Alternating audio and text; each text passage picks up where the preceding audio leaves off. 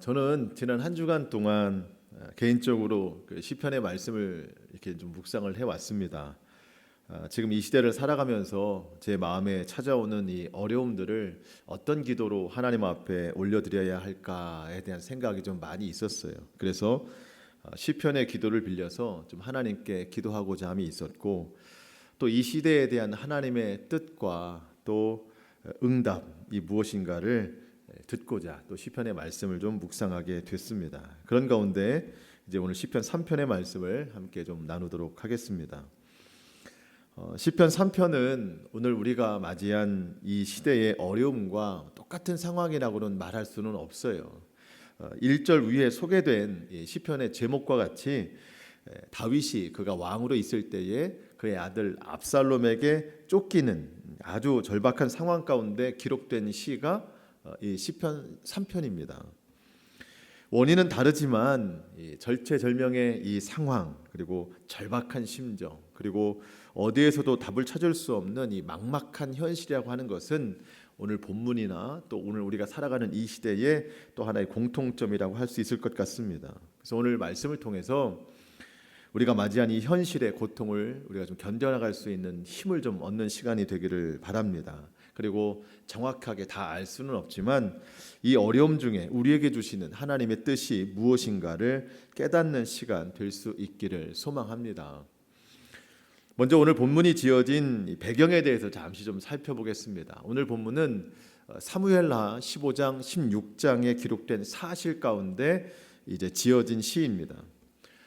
다윗이 이스라엘의 왕으로 있을 때에 그의 아들 압살롬이 사람들을 모아서 세력을 키우면서 반역을 준비합니다. 압살롬은 이제 많은 백성들, 특히 어려움 당한 백성들에게 막 선행을 베풉니다. 그 어려움의 고통을 내가 다 해결해 주겠다. 이것은 자신의 욕망을 채우기 위한 전략적 선행입니다. 세력을 키운 압살롬은 이제 때가 이르자 그 아버지에게 반역을 실시합니다. 반역의 내용이 이런 모습으로 나타나는데요. 사무엘하 15장 13절 14절 말씀을 보면 전령이 다윗에게 와서 말하되 이스라엘의 인심이 다 압살롬에게로 돌아갔나이다 한지라. 다윗이 예루살렘에 있는 그의 모든 신하들에게 이르되 일어나 도망가자. 그렇지 아니하면 우리 중 한 사람도 압살롬에게서 피하지 못하리라. 빨리 가자. 두렵건대 그가 우리를 급히 따라와 우리를 해하고 칼날로 성읍을 칠까 하노라. 다윗을 따르는 많은 사람들이 아주 급박한 상황에 놓이게 되었습니다. 다윗의 말에도 우리가 느낄 수 있지만 잠시라도 머뭇거리면 압살롬에게 죽임을 당하는 이제 그런 상황이 되었습니다. 여러분, 아들에게 쫓기는 아버지의 심정은 어떨까요? 그리고 이스라엘의 왕의 자리를 놓고 아버지를 반역하는 그런 아들입니다. 그런 아들 때문에 지금 다윗은 아주 급박하게 쫓기는 신세가 됐는데, 얼마나 이 처절한 신세가 됐는지 사무엘하 15장 30절에는 이렇게 기록이 되어 있습니다. 다윗이 감람 산길로 올라갈 때에 그의 머리를 그가 가리고 맨발로 울며 가고 그와 함께 가는 모든 백성들도 각각 자기의 머리를 가리고 울며 올라가니라. 여러분, 지금 급히 도망가서 맨발로 울면서 머리를 들 수 없을 정도로 처절한 상황 가운데 도망가고 있어요. 여러분, 이런 상황만 해도 참 견디기 어려운데 이런 상황 가운데 꼭 찾아오는 또 다른 공격이 있습니다. 이번에는 무력이 아니라 말로써 공격해오는 원수들이 있어요. 다윗이 그와 함께하는 자들과 함께 도망치는 신세가 됐을 때에 이 다윗보다 앞선 왕이었던 사울 왕의 친척이었던 시므이라는 사람이 갑자기 찾아와서 다윗에게 막 험한 말을 해요. 막 저주를 퍼붓습니다. 그가 한 말이 이런 거예요. 사무엘하 16장 7절 말씀. 시므이가 저주하는 가운데 이와 같이 말하니라. 피를 흘린 자여, 사악한 자여, 가거라 가거라. 사울의 족속의 모든 피를 여호와께서 내게 돌리셨도다. 그를 이어서 내가 왕이 되었으나 여호와께서 나라를 내 아들 압살롬의 손에 넘기셨도다. 보라, 너는 피를 흘린 자이므로 화를 자초하였느니라 하는지라. 지금 이 다윗이 그의 아들 압살롬에게 쫓기는 것은 그가 이미 먼저 사울 왕에게 잘못한 일들이 많기 때문에 그 잘못으로 인하여서 화를 자초한 거라는 거예요. 그래서 지금 이 시므이라는 사람이 다윗 왕 앞에 와서 엄청난 저주를 퍼붓고 있습니다. 안 그래도 지금 도망자의 억울한 신세인데 그 앞에서 지금 어처구니 없는 저주를 퍼붓는 자가 앞에 나타났어요. 여러분, 다윗이 아무리 그래도 왕이에요. 도망자의 신세에 있지만 좌우에는 용감한 용사들이 서 있습니다. 그 중에 한 명이 다윗에게 그런 제안을 해요. 왕이여, 저 저주를 퍼붓는 자의 머리를 내가 베게 하옵소서. 이런 요청을 하지만 다윗은 그 요청을 받아들이지 않습니다. 시므이가 하는 저 저주는 하나님께서 시므이를 통해서 자기 자신에게 하시는 말씀이라고 겸허히 받아들인 거예요. 그러면서 계속 저주하게 놔두라 합니다. 이런 상황 가운데 오늘 본문 시편 3편의 말씀이 기록이 된 겁니다. 여러분, 이런 상황에서 하나님 앞에 이런 그 기도문을 올려드릴 수 있다는 것이 참 전 대단하게 느껴졌어요. 그래서 우리는 오늘 우리가 이 시편의 내용을 통해서 다윗이 하나님을 마주하는 법, 그리고 다윗이 하나님 앞에 어떻게 기도하는가, 그 기도하는 것을 좀 배워야 된다고 생각합니다. 이제 오늘 본문의 내용을 좀 살펴보면 저는 오늘 본문을 보면서 가장 먼저 눈에 띈 것이 1절부터 8절 말씀 중에 6절을 제외한 각 구절에서 여호와 또는 하나님이라는 이름이 빠지지 않고 들어갔다는 점이에요. 물론 6절도 하나님의 이름이 구체적으로 들어가 있지는 않지만 그 내용은 완전한 믿음의 고백입니다. 그런 의미에서 볼 때 우리 삶의 처음과 끝, 그리고 삶의 모든 과정까지 우리는 정말 하나님의 이름 빼놓고는 살 수가 없는 존재라는 것을 깨닫습니다.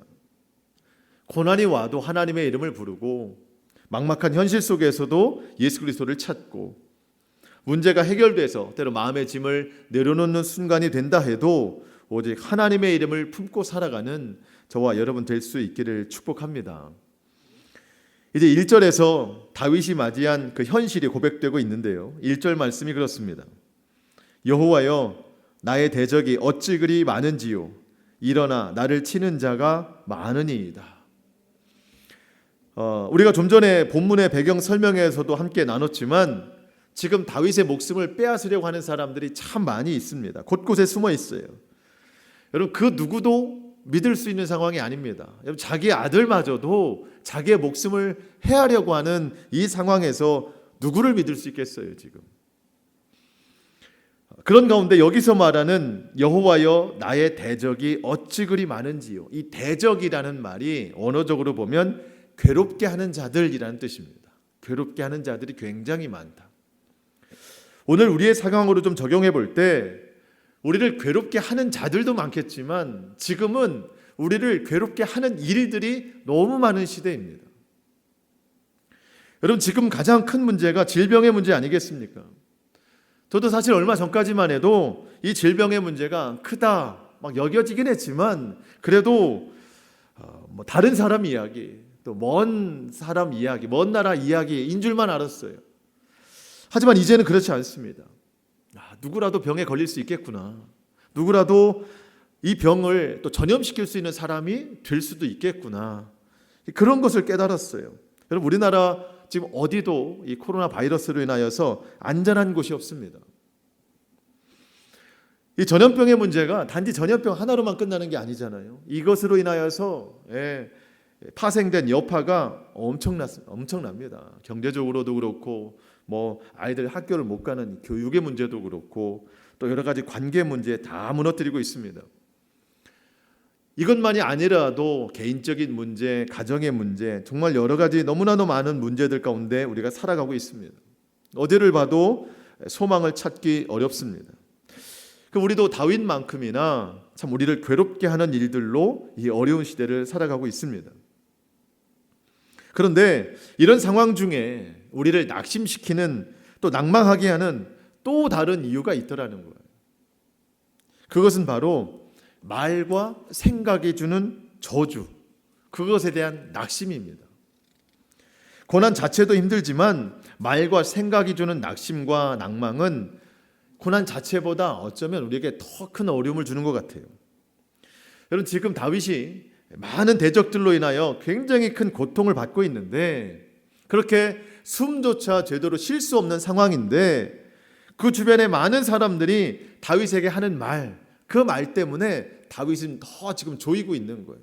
여러분, 2절 말씀을 보시면 많은 사람이 나를 대적하여 말하기를 그는 하나님께 구원을 받지 못한다 하나이다. 여러분, 지금 다윗이 버티고 또 버틸 수 있는 유일한 힘은 하나님에 대한 믿음뿐이에요. 그런데 원수들은 늘 이런 말로 믿음의 사람들을 공격합니다. 스스로 믿음을 내려놓도록 자꾸 공격하는 거예요. 그런 말이죠. 다윗은 절대로 하나님께 구원받지 못할 거야.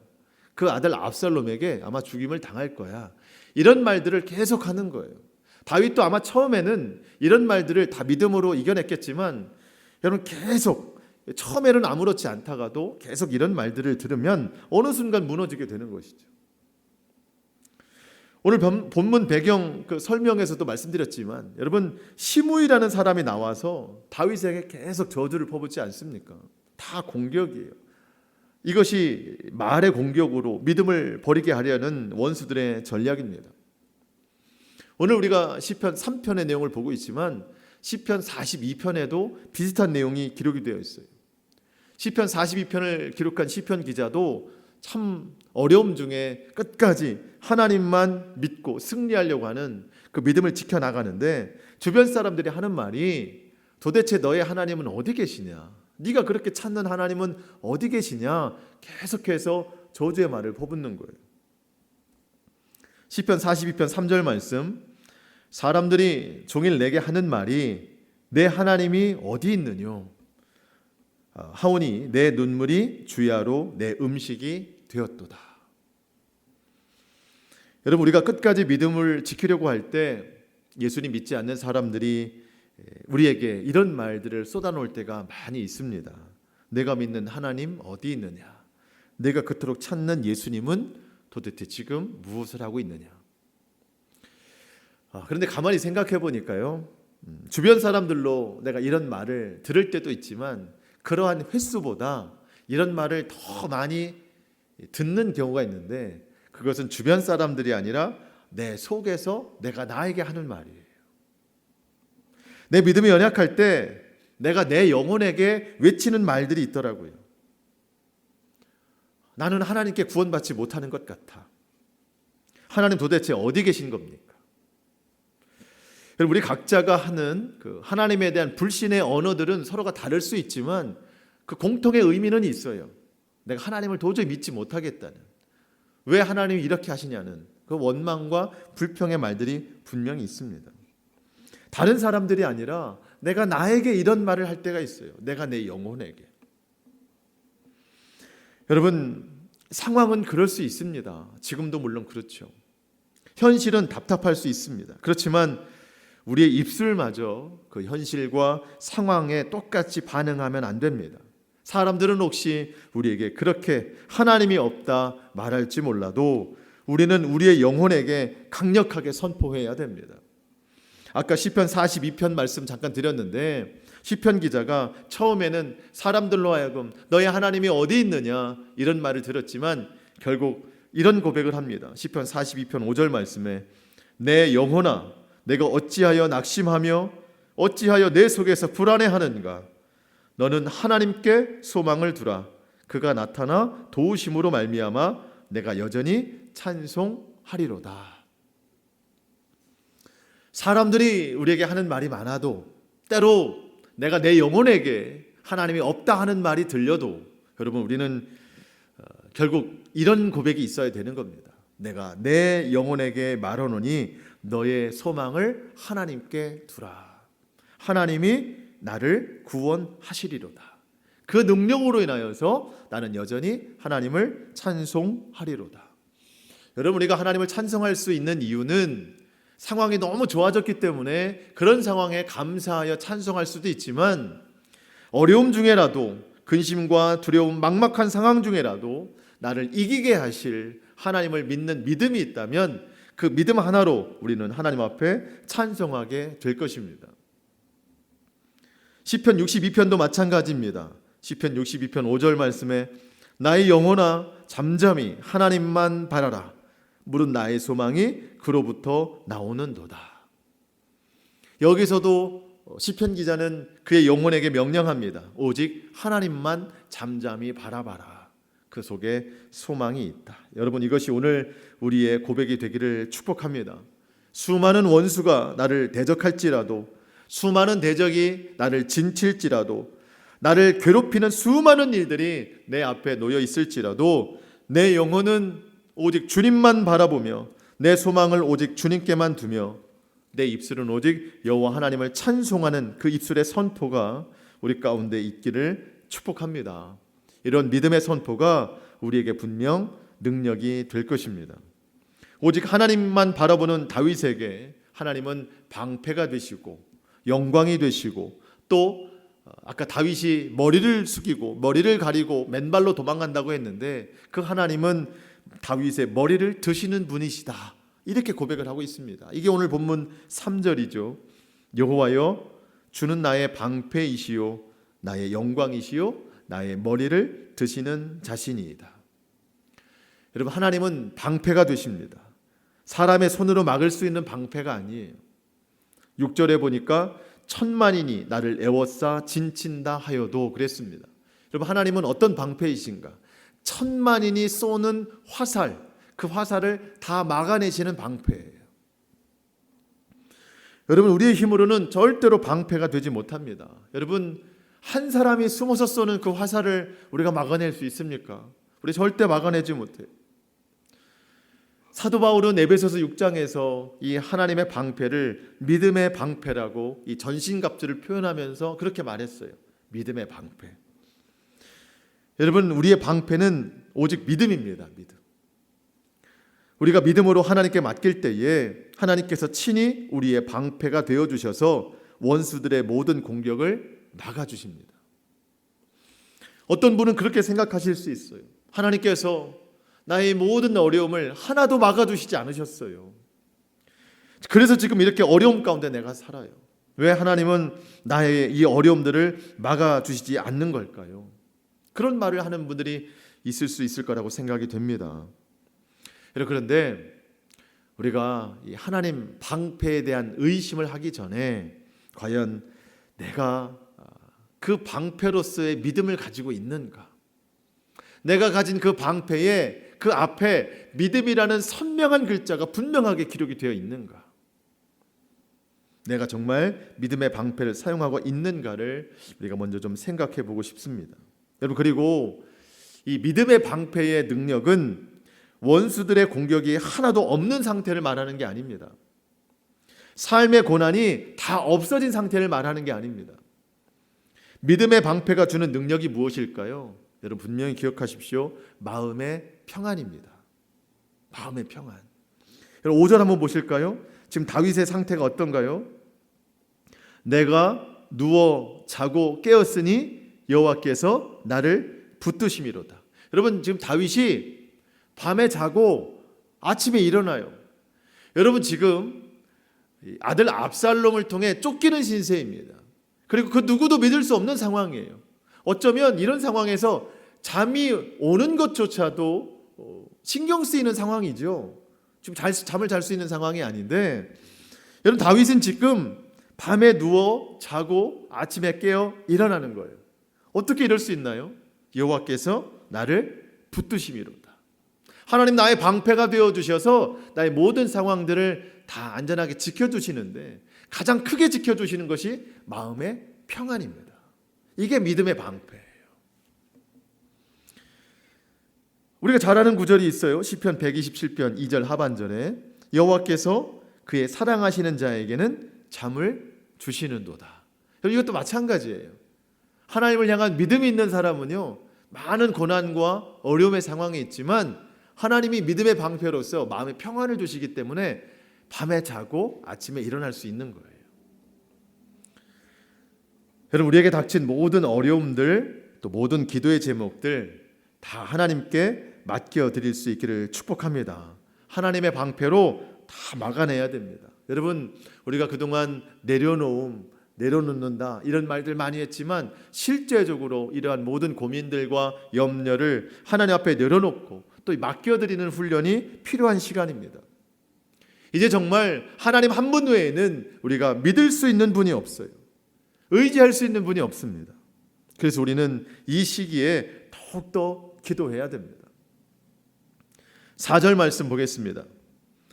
내가 나의 목소리로 여호와께 부르짖으니 그의 성산에서 응답하시는도다. 여러분, 우리는 나의 목소리로 여러 가지를 할 수 있습니다. 지금 상황에 처해 있는 이 억울한 상황 가운데 나를 변호할 수 있는 목소리도 될 수 있고, 이 상황에 대해서 비판할 수 있는 목소리도 될 수 있고, 내 지금 겪고 있는 이 상황에 설득할 수 있는 목소리도 될 수 있습니다.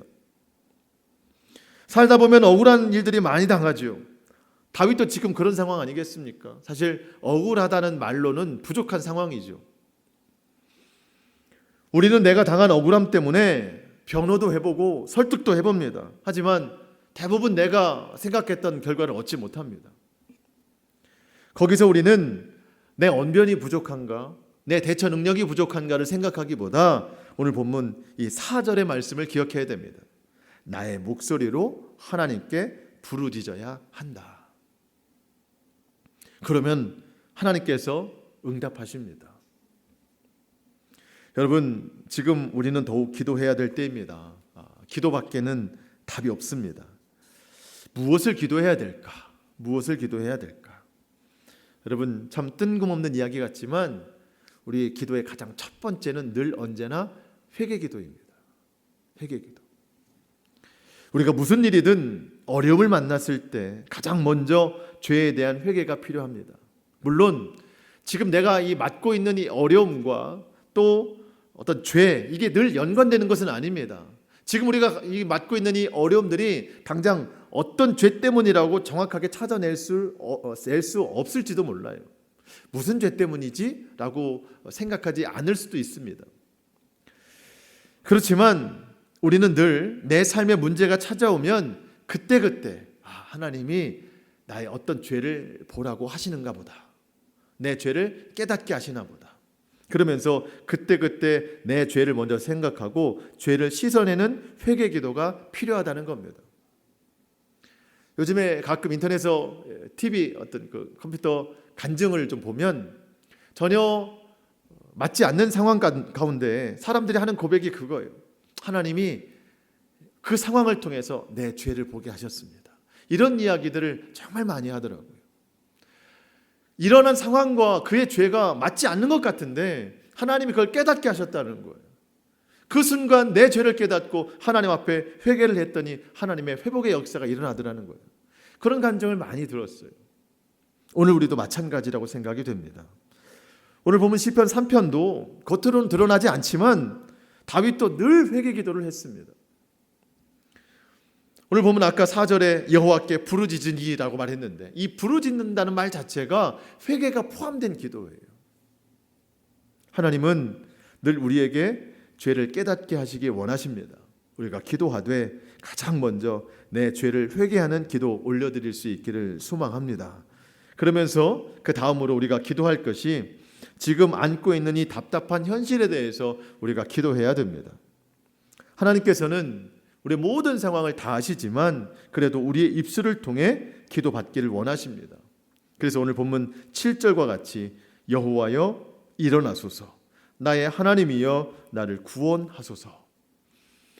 여러분, 갈수록 하나님이 일하시지 않고는 이게 끝나지 않는 일들이 너무 많이 일어나고 있어요. 우리 기도해야 됩니다. 하나님께서 일어나시도록, 하나님께서 일하시도록 믿는 백성들이 힘써 기도해야 됩니다.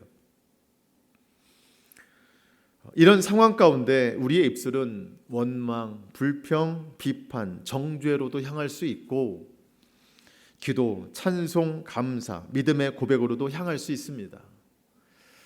오늘 나의 입술의 고백은 어느 방향으로 향하고 있을까요? 하나님은 살아계셔서 오늘도 우리의 예배를 받으시고 우리의 기도를 들으십니다. 내 영혼이 그런 주님을 바라보며 오직 소망을 주님께만 둘 수 있기를 축복합니다. 사랑하는 성도 여러분, 더욱 믿음으로 살아가시기를 소망합니다. 모든 사람이 같은 어려움 속에 살아가지만 우리에게는 하나님이라는 능력과 소망이 있습니다. 믿음으로 그 능력과 소망의 길을 함께 걸어갈 수 있기를 축복합니다. 그리고 그리스도인들에게는 이 시대를 향한 사명이 있어요. 모든 사람들을 위해 기도하라는 겁니다. 엘리야 선지자가 모든 이스라엘 백성들이 다 바알 신에게 돌아갔을 때 혼자 남은 그 외로움에 하나님 앞에 기도를 올려드렸습니다. 하나님, 저 혼자 남았습니다. 그때 하나님께서 이런 말씀하셨어요. 열왕기상 19장 18절 말씀. 그러나 내가 이스라엘 가운데 7,000명을 남기리니 다 바알에게 무릎을 꿇지 아니하고 다 바알에게 입맞추지 아니한 자라. 여러분, 우리가 이 시대에 이 7,000명의 사람들이 되어야 됩니다. 누군지 이름도 기록이 되어 있지 않습니다. 하지만 숨어서 때로 있는 곳에서 묵묵히 기도하며 나라를 위해서 자기 신앙을 지키며 믿음으로 애썼던 사람들입니다. 우리도 이 시대에 이 7,000의 사람과 같이 우리도 힘써 기도해서 믿음 지키고 또 나라를 지켜내는, 영적으로 지켜내는 우리 모두가 되기를 바랍니다. 말씀을 마치겠습니다. 오늘 우리는 다윗의 기도를 통해서 이 시대에 우리가 어떤 믿음으로 어떻게 기도해야 할 것인가를 배웁니다. 우리의 방패가 되시고 영광이 되시는 하나님께 우리의 목소리로 부르짖어 하나님께 기도해야 됩니다. 많은 공격과 많은 어려움의 이유들이 있지만 모든 것 다 하나님께 맡겨드리고 더 힘써 기도해야 됩니다. 말씀에 순종하고 살아가야 됩니다.